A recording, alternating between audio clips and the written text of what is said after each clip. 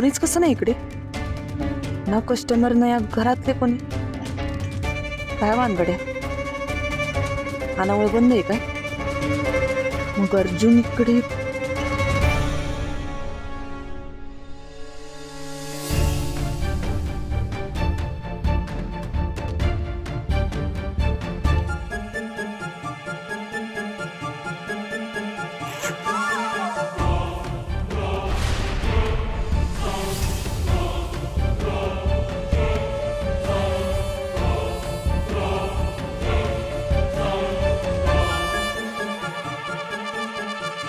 सावित आहे तुम्ही?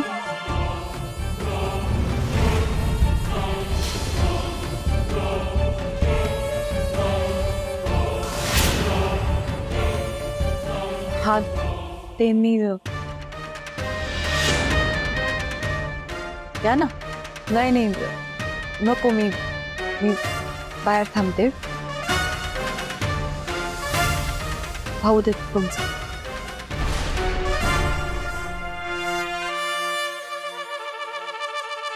साफे अगं डोकं फिरलंय काही तुझं? नको नको ते विचार मनात आणतीस आणि मग हसाळतय. फिरलीस ना आता तोंडावर. नशीब ते डॉक्टर होते म्हणून काही विचारलं नाही, नाहीतर काय उत्तर देणार होतीस? तुला असं वाटतंय जसं लोक म्हणतात तसं काही नाहीये. अर्जुन तर इथे त्याला मदत करायला आला. तो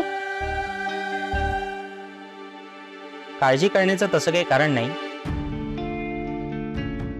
ते त्यांच्या वयानुसार फार धावपळ करतात, त्यामुळे झालं असं. डॉक्टर, एवढा व्याप सांभाळायचा तर धावपळ तर करावीच लागणार ना. आपण काळजी ते घेतलीच पाहिजे ना. मी किती वेळा सांगते दगदग कमी कर कमी कर, पण ऐकेल तर शपथ. बरं असो, मी हे काही औषधं लिहून दिलेली आहे. ही औषधं घेऊन यायची आणि त्यांना वेळेवर द्यायची. मला काय वाटतं बल्लू, हे प्रचाराचं जेव्हा व्हायचं तेव्हा होईल, पण त्याच्या अगोदर गुप्तपणे मतांची फोडाफोड करायला पाहिजे. म्हणजे लोकांच्या मनात आपण हे कोरलं पाहिजे की अर्जुन कसा वाईट आहे ना आपण कसे चांगले. रे एवढं काय लई नको लोड घेऊ. असं काय करतो बल्लू? बल्लू, कारखान्यात जर स्थान मिळवायचं असेल तर आधी लोकांच्या मनात स्थान मिळवलं पाहिजे आपण. 200% बरोबर आहे मामा तुमचं. अहो पण मी काय म्हणतोय, अर्जुन आपल्या अगोदर कामाला लागलाय, एकदम फास्ट काम करतोय. आपण काय करतोय, ही चार आणि मिठी. म्हणजे मी तर माझीचा आणि अर्जुनचं बोलणं ऐकलंय. त्या माझीच्या पोरीच्या लग्नाची बोली खोळंबली. तो अर्जुन जाणार आहे तर सगळा खोळ मिटवायला. जाऊ दे की, आपल्याला काय करायचं आता. जाऊन तिकडे मी अंतर पडतो. असं असतं दाजी तुमचं, ऐकायचं आणि बोलून मोकळं व्हायचं. मागचं पुढचं काही विचारच करत नाही तुम्ही. इकडे येतो बाहेर. काय म्हणलं तुम्हाला? ऐकून तर घ्या. काय बल्लू बल्लू बल्लू बल्लू बस बस खाली. नीट बोल. अहो पण दाजी सॉरी झाली माझी, पण मामा तुमच्या तरी लक्षात आलं असेल ना मी काय म्हणतोय, कशासाठी म्हणतोय. अहो दुसरं तिसरं कोणी असतं तर सोडून दिलं असतं, पण तो माझी आहे माझी. बल्लू बरोबर आहे भाईच, 100% बरोबर. तो मागची म्हणजे साधा सुद्धा माणूस वाटला का तुला? अरे कितीतरी कामगारांचा गटनेता आहे तो. त्याचं मन जिकडे वळेल ना तिकडे शेदीशे मत फिरतील, माहिती का तुला? हे आपल्याला परवडण्यासारखं नाहीये. काही फटका बसला आपल्याला. आणि आता तो अडचणीत म्हटल्यावर अर्जुन त्याला मदत करणार, म्हणजे सगळी मतं त्याला पडणार. बोलो ही वेळ ना घरात बसायची वेळ नाही बरं का. ही वेळ बाहेर पडून लोकांना भेटण्याची वेळ. मी हेच सांगतोय मी. मामा म्हणतो ते बरोबर आहे, लोकांना भेटणं गरजेचं आहे. आता माझीच्या पोरीच्या लग्नाचा प्रॉब्लेम आपण सोडावा. चल.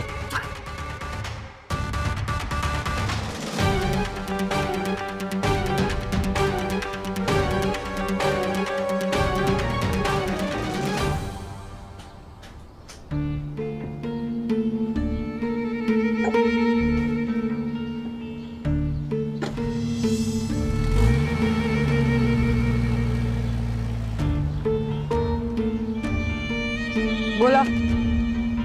आज जरा गडबड होती म्हणून बोलता नाही आलं, पण आज तुमची पावलं आमच्या खानावळीला.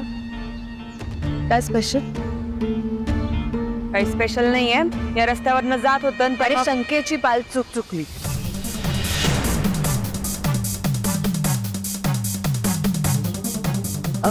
ठीक आहे. कसं आहे ना सावित्री ताई, प्रश्न आईच्या तब्येतीचा होता ना. तिला अचानक ताप लागली, श्वासच घेता येत नव्हता आणि मला खरंच सुचलं नाही मी काय करू काय नाही, म्हणून मी लगेच डॉक्टरकडे धावत निघाले आणि मला अर्जुन दिसला. त्यानेच डॉक्टरांना बोलवून आणलं. तुम्हाला जर वाईट वाटलं असेल तर खरंच सॉरी. मनाली कोणाला एक्सप्लेन करतेस तू? स्वतःसाठी तर एक्सप्लेन करूच नको, माझ्यासाठी तर त्याहून नको. दुसरं कोणीतरी असतं तर एक्सप्लेन करण्यात पॉइंट होता. नको त्यांना सांगण्यात काय अर्थ आहे?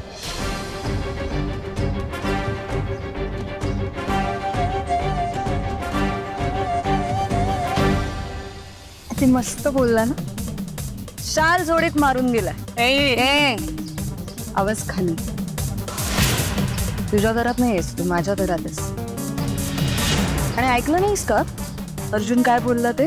आता तरी समज त्याला तुझ्याबद्दल काय वाटतं काय नाही. अच्छा, आत्ता कळलं. म्हणजे हिचं डोकं येतं. मी मुद्दाम घडवून आणलंय. नको इतका विचार करू सगळं. तुझा विचार जिथे संपतो ना तिथे माझा विचार सुरू होतो. त्यामुळे मी कधीच तुझ्या हाताला लागणार नाही. आणि कसं आहे ना, आता काही दिवसातच मी अर्जुनला माझं बनवणार. ए मनाली, तुझ्या मग इथं बसायचं. माझी आई आजारी म्हणून शांत बसली मी. तरी तमाशा करायचा तुला? कर, तुझाच लॉस आहे. तूच ठरव आता विषय किती वाढवायचा आहे किती नाही ते. मीच ठरवणार आहे तुझा विषय कसा कधी क्लोज करायचा ते. तुझी लेवल करेन ना तेव्हा कळेल ते.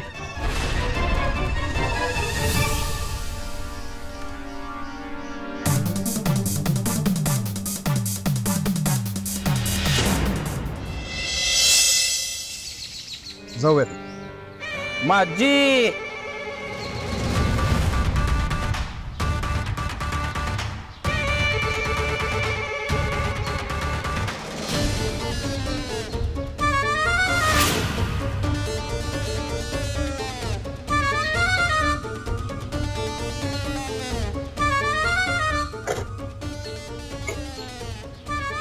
अहो एवढी काय काय लावली? नाही, ते जरा महत्वाचं काम होतं ना म्हणून तिकडे चाललो होतो बा. असं आम्हाला माहिती आहे तुमचं काय महत्वाचं काम आहे ते. पुरीचं लग्न काढलंय ना, आम्हाला सांगितलं पण नाही. आम्ही काय मुडीत काढत होतो तेव्हा? नाही विषय असं काय बोलताय? नाही, आपल्या माणसांना सोडून परक्यांबरोबर हिंडताय म्हणून विचारलं. आमच्यावरचा विश्वास उठला का काय? नाही नाही, असं काही नाही. ते जरा महत्वाचं काम होतं ना, आणि अर्जुन साहेबांची त्याला मदत होईल म्हणून त्यांना घेऊन चाललो होतं. असं. बापरे, अर्जुन साहेब.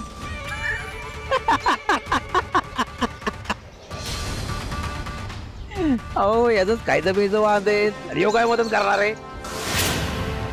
हो तसं नाही, पुरीच्या लग्नाचा प्रश्न आहे नाही का, म्हणून बाकी काही नाही.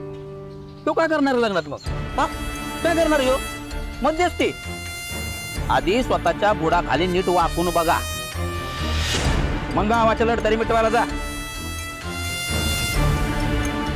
याला जर तुम्ही घेऊन गेला ना, नसती कटकट तुमच्या मागं लागणार.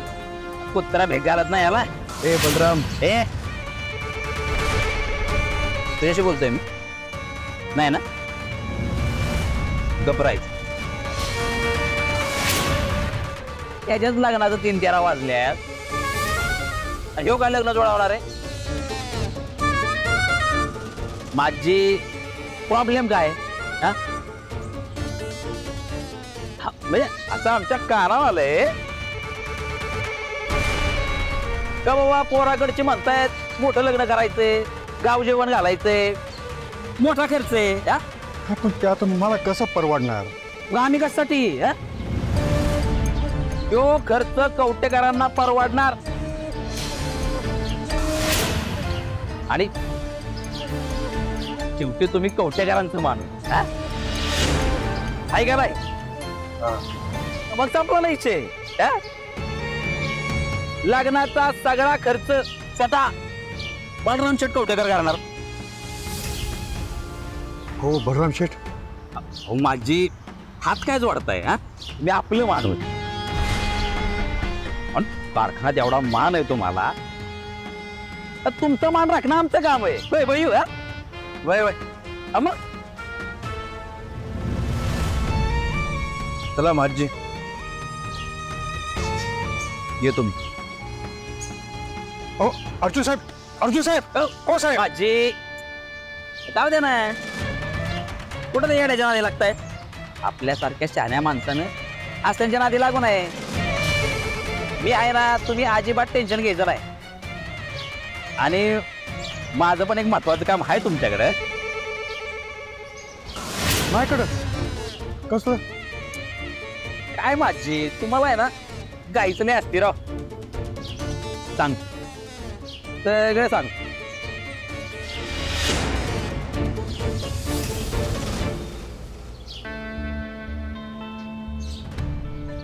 तर माझ्या डोक्यात काहीतरी सगळं विचित्रच सुरू आहे, काही कळतच नाहीये. कृष्णा आत्याचं ती विचित्रच वागते अगं. कधी कधी ती खूप चांगलं वागते, कधी कधी ती खूप वाईट वागते. तिच्या मनात काय चालू आहे ना ते कधीच कळत नाही. सोड ना पंकज, तुला नसेल कळत, पण मला चांगलंच माहिती. आणि आता तर मला कळलंय कोण काय आणि कसं आहे ते. नाही वहिनी, म्हणजे अगदीच म्हणणे, तुझ्यासाठी आत्या आता विलन आहे. तुझ्या मनात आत्याला घेऊन वेगळेच विचार आहेत.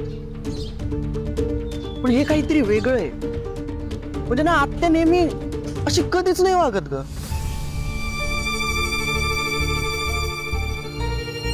वेगळं म्हणजे?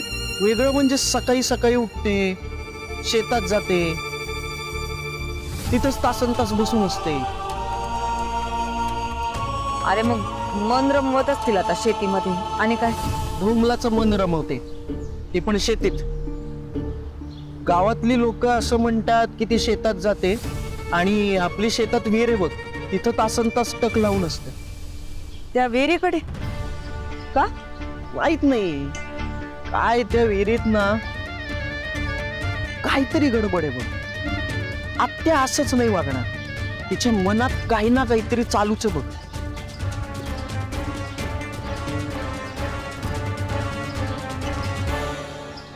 अर्जुन साहेब, ओ अर्जुन साहेब, अहो थांबा ना, ऐका ना, ऐका ना, ऐका ना. अहो तुम्ही काय नाराज आहे का? तुमच्या मनात काही राग आहे का? नाही काही असेल तर मोकळेपणाने बोला बा. अहो नाही माझी, मी कशाला रागावू? तुम्ही निघून का बरं आला? अहो मी ज्या कामासाठी आलो होतो ते बलराम कवटेकरने केलं ना. तुमची अडचण दूर झाली थोडक्यात.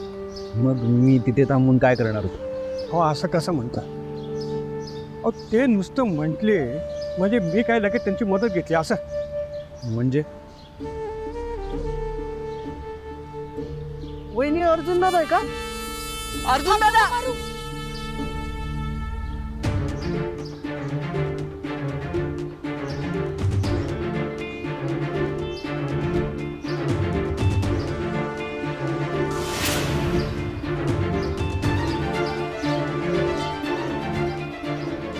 अरे मालकीनबाई, नमस्कार. नमस्कार नमस्कार. काय म्हणता, बरे आहात ना? हा बरं बरं. आणि कसं आहे अर्जुनराव, त्या बलराम कवठेकरच्या पैशापेक्षा आहे ना मला तुमच्या शब्दासमोर जास्त आहे. त्या कारखान्यावरती कोणाला काही झालं ना तर त्याच्याकडे ढुंकून सुद्धा पाहत नाही हा माणूस. आणि आज एवढा सगळा खर्च करायला तयार झाला. माझ्या पोरीचा अख्खा लग्नाचा खर्च उचलणार आहे आज. आता ते का आणि कशासाठी हे मला बी कळत आहे की. काय झालं काका, काय अडचण आहे का? माझ्या वैशूचं लग्न आहे आता. हो. ते मुलगा एकदम चांगला आहे, अरे वा. मोठ्या कंपनीत कामाला आहे, चांगला पगार आहे. फक्त त्यांचं म्हणणं काय आहे, त्या लग्नाचा खर्च सगळा तुम्ही करा, म्हणजे आम्ही करायचं. पण मला एवढं सगळं परवडणार आहे का? ते लोक जे आहेत ना ते आपल्या अर्जुन साहेबांना खूप मानतात. म्हणून मी काय म्हटलं की अर्जुन साहेबांना घेऊन जाऊ, मध्यस्थी करू, म्हणजे काहीतरी मधला मार्ग निघेल. आता आम्ही निघालोच होतो एवढ्यात हे बलराम शेठ आडव्या आहे. आता आम्ही निघालोच होतो एवढ्यात हे बलराम शेठ आडव्या आहे. शेवटी तुम्ही कवटेकरांचं माणूस. लग्नाचा सगळा खर्च स्वतः बलराम शेठ कवटेकर करणार. अर्जुन साहेब, अहो खरं सांगायचं झालं तर ते काय माझ्या पोरीचं लग्न लावायला नव्हते आले हो. हे माझ्यावर उपकार करून त्यांची मतं विकत घ्यायला आले होते. आता मला सांगा, तुमच्याबरोबर प्रामाणिकपणे एवढे वर्ष घालवले ना मी, आणि आता मी बेईमानी करू कशासाठी? माझ्या पोरीच्या लग्नासाठी.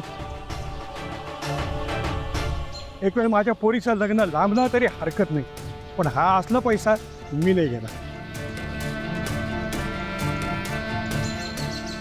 अहो त्या कारखान्याला त्या चोरांची नाही, तुमच्यासारख्या इमानदार आणि कर्तृत्ववान माणसाची गरज आहे. आणि आम्ही आहे ना तुमच्या संग. तुम्ही इथवर आलाय ना, आता नाही म्हणू नका. चला माझ्याबरोबर, चला. येतो मालकीनबाई, येतो.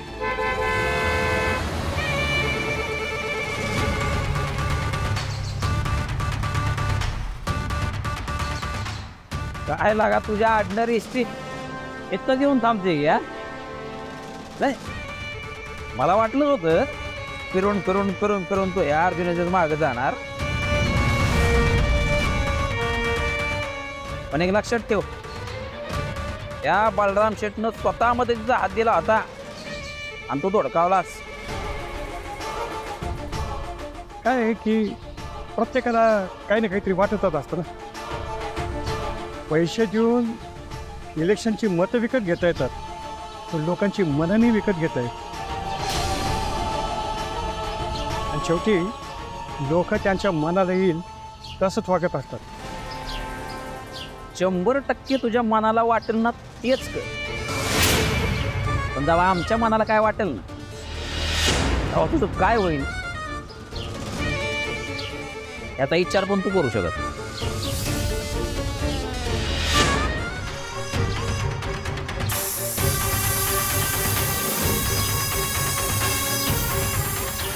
शेवटी आता धमकीत द्यायला लागले की.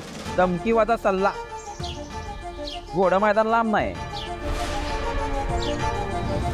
एकदा इलेक्शन होऊ दे, मग दाखवतो तुझी जागा काय.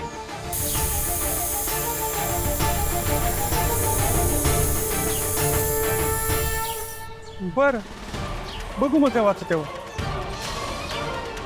अर्जुन साहेब, चला आपल्याला उशीर होतो, निघाला पाहिजे. चला.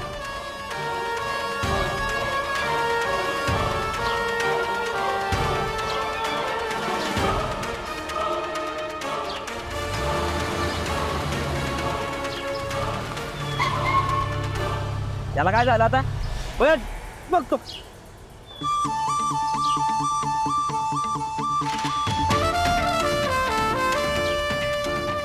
दाजी, हवा हवा गेली. मायला तुझ्यावर कुठं निघलं ना की ही बोंब होतीच. आता मी काय केलं?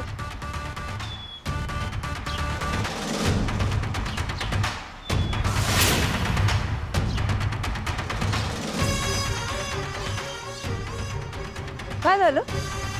हवा गेली? अरे रे, काय ना की स्वतःच्या अंगात दम नसला आणि दुसऱ्याशी लढायला गेला ना या अशीच हवा जाते.